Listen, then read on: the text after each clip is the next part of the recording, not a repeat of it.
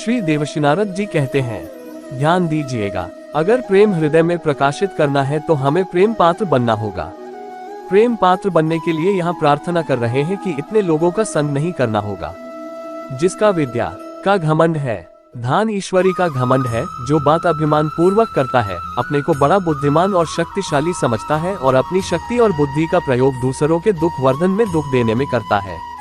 ऐसे स्वार्थी, अभिमानी, धनी, यशस्वी, माननीय ऐसे जनों का संग नहीं करना जिसे प्रेम प्राप्त करना है। ध्यान दीजिए, जिसको विद्या का अभिमान है, ईश्वर का घमंड है, बातों में अभिमान झलकता है, बुद्धि और शक्तिमान हो करके वो दूसरों को दुख देता है, धर्म, कर्म, स्वार्थ सब अभिमान के वशीभूत होकर करता है,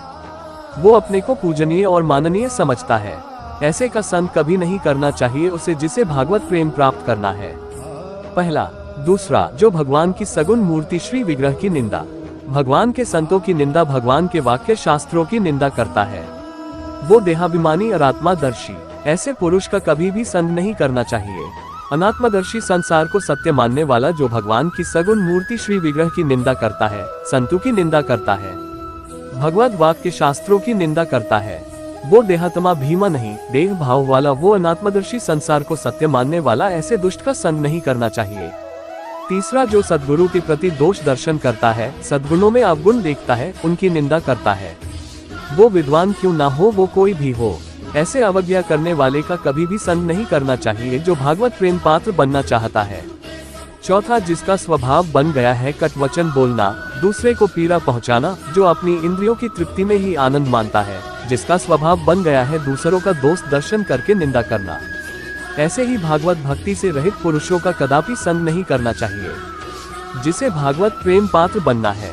पांचवा, जिसने अपना मित्र केवल इंद्रियों को बनाया है आशा और भोग और ममता में ही जो आसक्त है, जो शब्द विचार रहित है, जो भागवत भक्तों से विमुख है, ऐसे का कभी संग नहीं करना चाहिए, जिससे भागवत प्रेम पात्र बनना है। छठवां, जो भागवत वेश धारण करके भागवत वेश के विरुद्ध आचरण करता है, जो आचार्य परंपरा से भागवत वेश धारण में के मनमानी वेश धारण करता है, दो धर्माचरण का ढोंग दिखाता है, ऐसे पुरुष का भूल करके भी भागवत प्रेम पात्र बनने के लिए संग नहीं करना चाहिए। सातवां, जो अपने को बहुत ज्ञानी समझता है लेकिन भागवत स्मरण रहित है, जो सत्कार्य थोड़ा सा बन गया तो बहुत प्रचार प्रसार करता है, जो विनय और शिष्टाचार को छोड़ करके केवल अपने सम्मान की बढ़ाने की वृत्ति रखता है, ISU साधकों का भी संग नहीं करना चाहिए, जो अपने में प्रेम पात्रता धारण करना चाहता है। आठवां, जो धूर्त शास्त्र आज्ञा का पालन नहीं करता, मिथ्यावादी, झूठ पे झूठ बोलने वाला, जो दूसरों की उन्नति देकर जलता है और निंदा करता है, ईर्ष्या करने वाला कपटी है,